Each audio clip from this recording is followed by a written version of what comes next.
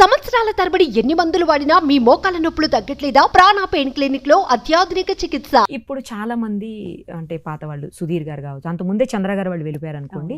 ఇప్పుడు సుధీర్ గారు, తర్వాత అభి గారు, ఇలా కొంతమంది వెళ్ళిపోయారు కంప్లీట్గా. అసలు జబర్దస్త్ వదిలేశారు. తర్వాత సీను గారు కంప్లీట్గా వదిలేశారు. మీకు ఇష్టమైన సుధీర్ గారు కూడా అసలు కంప్లీట్గా కనిపించట్లేదు. ఇక్కడ కనిపించట్లేదు, శ్రీదేవి డ్రామా కంపెనీ కూడా కనిపించట్లేదు. అంటే దానివల్ల ఏమన్నా రేటింగ్స్ తగ్గిన అట్లా ఏమన్నా అనిపిస్తుందా అండి? ఆ సిమ్టమ్స్ ఏమన్నా కనిపిస్తున్నాయా? ఒకటేనండి, మీరు నాకు సంబంధించినంత వరకు ఏవైనా అడగండి, నేను చెప్తా. ఇంకెవ్వరి గురించి నేను మాట్లాడనండి. అంతేనా? మంచిగాను మాట్లాడను, చెడుగాను మాట్లాడను. మంచిగా కొంతవరకు నాతో కనెక్ట్ అయిన విషయాలు నేను మాట్లాడతానేమో కానీ వాళ్ళ పర్సనల్ డెసిషన్స్, వాళ్ళ పర్సనల్ పర్సనల్ దేని గురించి నేను మాట్లాడను. ఇప్పుడే కాదు, ఎప్పుడు మాట్లాడినా ఇంటర్వ్యూస్ మీరు ఏదైనా తీసుకుని చూడండి. ఎందుకంటే ప్రతి ఒక్కరు దానివల్లే నాతో చాలా విషయాలు షేర్ చేసుకుంటారండి. ఓకే, ఈయన వాళ్ళు వీళ్ళని కాదండి, వాళ్ళ పర్సనల్స్, చాలా పర్సనల్స్ కూడా నాతో షేర్ చేసుకుంటారు. బికాస్ ఇంద్రజ దగ్గర చెప్తే ఇలా విని ఇక్కడికి వెళ్ళిపోతుంది కానీ ఇక్కడికి రాదు, బయట నుంచి రాదు. నాకు తెలియదని చెప్పను, తెలిసినా చెప్పను. ఎంత క్లియర్గా చెప్తున్నారు, తెలిసినా చెప్పను అని. చెప్పనండి, ఎందుకంటే అది కాదు కదండి నా పని. ఓకే, మీరు నా గురించి ఏమైనా అడగండి, అండ్ నా పర్సనల్లో అడగండి, నా ప్రొఫెషనల్ అడగండి.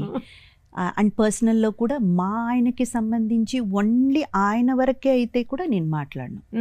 నేను ఆయనకు సంబంధించి ఏమైనా అడుగుతారా చెప్తాను. ఇంకా మా పాపను కూడా కలుపుకుంటాను. తన 9th స్టాండర్డే అయినా కానీ తనకి సంబంధించి తన పర్సనల్ కూడా నేను మాట్లాడినండి. ఓకే, అది నా పాలసీ. ఓకే, పోనీ వాళ్ళు వెళ్ళిపోయినందుకు మిస్ అవుతున్నారా మీరు? ఎందుకంటే మీతో చాలా బాండింగ్ ఉంటుంది. అబ్సల్యూట్లీ కదా, విపరీతమైన బాండింగ్. అబ్సల్యూట్లీ సిద్ధు ఒక ఎపిసోడ్ చేసాం ఎక్స్ట్రా జబర్దస్త్లో. రామ్ ప్రసాద్ గారు చాలా, అది బాగా ఈ మధ్య ట్రెండింగ్ అండి. అది మీరు రామ్ ప్రసాద్ గారు చేసింది, వీళ్ళు లేకపోవటం అది కాదు నేను అంటుంది. వాళ్ళు లేకపోతే మీరు మిస్ అవుతున్నారా? ఇది సూపర్. అసలు కాదు, ఆ ప్లేస్ మీరు రీప్లేస్ చేసి కాదండి, కాదు. దాని మీద ఒక స్కిట్ చేశారు ఎక్స్ట్రా జబర్దస్త్లో. ఓకే, ఆయన లేకపోవడం వల్ల రామ్ ప్రసాద్ గారు ఎలా ఒంటరివాడు అయిపోయాడన్న దాని మీద ఒక స్కిట్ చేశారు. అప్పుడు ఆయన కెవ్వు కార్తిక్ అనే పర్సన్ ఇట్లా అలా స్పెక్స్ తీసుకుని ఇట్లా పెట్టుకున్న, ఐ వాజ్ లైక్, నాకు ఇంకా ఆపుకోలేకపోయాను. నేను ఏడిపోయితే నాకు నిజంగా అండి, నాకు అలా అంత ఎమోషనల్ అయ్యే పర్సన్, చాలా ఎక్కువ చూపించే పర్సన్ కాదు. అవుతాను, బట్ అది పబ్లిక్లో అంత చూపించే పర్సన్ అయితే కాదు. కొంచెం అరే అందరు చూస్తున్నారన్న ఫీల్ ఉంటుంది, కానీ అప్పుడైతే మాత్రం తట్టుకోలేకపోయాను నేను. అది ఎంత మిస్ అయ్యారు, అక్కడే చూపించేశానని ఇండైరెక్ట్గా చెప్పారు. ఇప్పుడు నాకు సిద్ధు అంటే చాలా మిస్ అయ్యాను. అంటే తను అట్లా పిలుస్తారా మీరు? సిద్ధు అని. సో సుధీర్ని. అదే నాకు అర్థం కాలేదు ఫస్ట్, తర్వాత ఇప్పుడు అర్థమైంది. ఓకే, తను మామూలుగా అందరూ సుధీర్ అని పిలుస్తారు, మీరు ఒక్కళ్ళే సిద్ధు అని పిలుస్తారు? అలా కాదండి, వారు ఒకరోజు వాళ్ళ అక్కయ్య వాళ్ళు ఒక SDC అదే శ్రీదేవి డ్రామా కంపెనీ ఎపిసోడ్కి వచ్చినప్పుడు షీ సెడ్ దట్ ఇంట్లో మేము సిద్ధు అని పిలుస్తాము అనేసి చెప్పారు. ఓహో, సో అప్పటి నుంచి ఆయన కూడా కామెడీగా కొన్నిసార్లు నన్ను రాజీ అంటారు. అంటే మా ఇంట్లో నన్ను అలా పిలుస్తారు మిమ్మల్ని. ఓహో, సో ఊరికే కామెడీగా అది అలా అలవాటు పోయి నాన్న అని పిలుస్తారు మీరు. అమ్మ అంటాడు తను. చాలా బాగా అనిపిస్తుంది, అంటే మీ బాండింగ్ చాలా బాగా అనిపిస్తుంది అసలు. దట్స్ బికాస్ ఇక్కడ నుంచి వచ్చింది కాబట్టి అండి, అదేమి యాక్టింగ్ కాదు, కెమెరా కోసం మనం చేసింది అయితే కాదు. అందరితో ఉండరు కదా అట్లా, ఒకరిద్దరితోనే మీరు ఉంటారు అట్లా? లేదండి, యాక్చువల్గా చెప్పాలంటే నాకు ఎవరి మీదైనా అంతే ఒక మదర్లీ ఫీల్ అనేది నాకు ఎప్పుడు ఉందండి. బట్ ద థింగ్ ఈస్, ఈయన కొంచెం స్పెషల్ అనుకోండి, దట్స్ చాలా స్పెషల్ బాండింగ్ అనమాట. కొంతమంది అయితే అంటుంటారు ఏజ్ దగ్గర ఉంటుంది ఇద్దరిది, అమ్మ కొడుకు.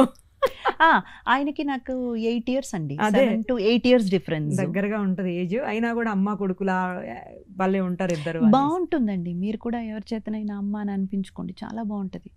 వేరే ఏ పదం కన్నా కూడా మేడం, అక్క, తొక్క, పేర్లు ఇవన్నీ తీసేస్తే అమ్మా అని ఎవరైనా పిలిస్తే చూడండి, అది చాలా బాగుంటుంది, గమ్మత్తుగా ఉంటుంది వినడానికి.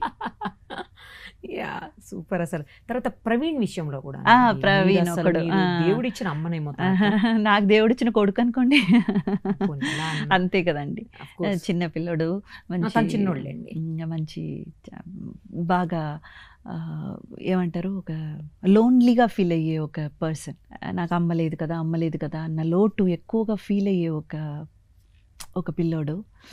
అది నాకు చాలా బాధేస్తుంది అనమాట. అలా ఎప్పుడు అనుకోవద్దురా, any time you can call me. మీరిద్దరు కలిసి ఒక స్కిట్, ఒక పాటలో చేశారండి, ఎంత బాగుందో. లేదు, అది స్కిట్టేనా, మదర్స్ డే సెలబ్రేషన్ లో అమ్మకు ప్రేమతో. సో అది చాలా బాగుంటుంది అసలు, అది ఎంత బాగుంటుందో. అది గుర్తొస్తే ప్రవీణ్ కూడా అంతే ఎఫెక్షన్ గా ఉంటారు.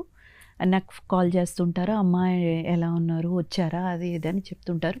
నేను కూడా హైదరాబాద్ వచ్చినప్పుడల్లా కాల్ చేయడం, ఎలా ఉన్నారు. గిఫ్ట్ ఇచ్చారంట, పెద్ద గిఫ్ట్ తనకు.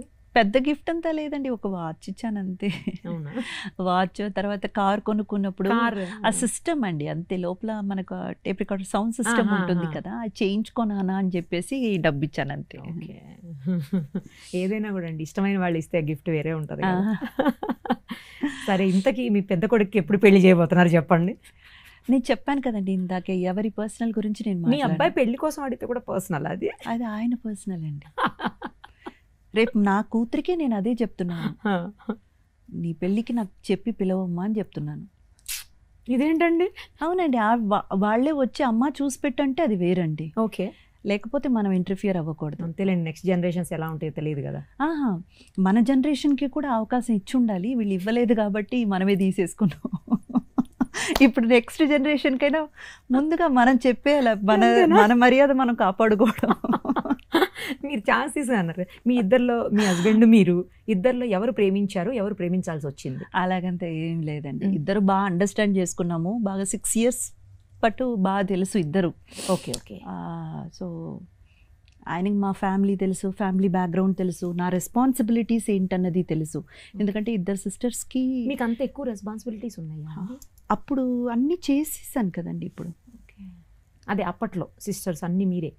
మరి లేకపోతే చదువు మానుకొని ఎందుకు రావాలండి? మనం పని చేస్తేనే ఫ్యామిలీ కొంచెం సెటిల్ చేయగలుగుతామన్న ఒక దాని మీదే కదండి. సో వాళ్ళందరికీ సెటిల్ చేసేది అవన్నీ కూడా ఆయనకి తెలుసు, ఆయన ఇంటికి సంబంధించినంత వరకు కూడా నాకు తెలుసు. సో బేసిక్గా ఇద్దరికి అండర్స్టాండింగ్ ఉంది కాబట్టి ఇంకా నీకు ఎవరు దొరకరు, నాకెవరు దొరకరు, రా ఇద్దరు చేసుకుందాం. ఇంకా చెప్పారండి అసలు, సూపర్. మీరు అంతే కదండి, సార్ చూడాలి, బాగుంటుంది ఎట్లా చెప్తారు. అంతే కదండి, సూపర్. అసలు ఎక్కడ పరిచయం ఇద్దరికి? అది కామన్ ఫ్రెండ్స్ అండి, కామన్ ఫ్రెండ్స్ తో మేము కూడా కలిసేవాళ్ళం. ఫీల్డ్ సంబంధం లేదు కదా? ఉన్నారండి, ఆయన కొన్ని సీరియల్స్ అయితే చేస్తున్నారు తమిళ్లో, ఆ తర్వాత రైటర్ కూడాను, ఒక 2-3 స్క్రిప్ట్స్ అయితే రాసున్నారు, ఆ తర్వాత యాడ్ ఫిల్మ్స్ చేస్తున్నారు. కానీ మెయిన్ అయితే అది కాదండి, మా మావయ్య గారిది బిజినెస్ ఉంది, ఎక్స్పోర్ట్స్. మా బావ ఏమో కాలిఫోర్నియాలో ఉంటారండి, మా ఆయన వాళ్ళ అన్నయ్య గారు కాలిఫోర్నియాలో ఉంటారు. ఆయన అయితే అక్కడ యూరోపియన్ కంట్రీస్ చూసుకుంటారు. మా మావయ్య, మా ఆయన ఇక్కడ ఇంటర్నేషనల్ ఎక్స్పోర్ట్స్ అండి. అయితే ఆ బండిల్స్ అండి, మెటీరియల్ బండిల్స్, అది కార్గో చేయడం, షిప్మెంట్ చేయడం, అవన్నీ ఇక్కడ సౌత్ ఈస్ట్ ఏషియన్ కంట్రీస్ ఈయన మా మావయ్య గారు చూసుకుంటారు. సో ఇది మెయిన్ చేస్తున్నారు, కానీ ఆయనకి అది ప్యాషన్, మంచి ఒక ఇంట్రెస్ట్ కూడా ఉంది. అండ్ సో కానీ మేమిద్దరం ఎప్పుడు కలిసి పని చేయలేదు. అదే అడగబోతున్నాను, మేమిద్దరం కలిసి పని చేసి అలా కాదండి, జస్ట్ కామన్ ఫ్రెండ్స్తో అలాగా ఒక ఫ్రెండ్గా పరిచయం అంతే.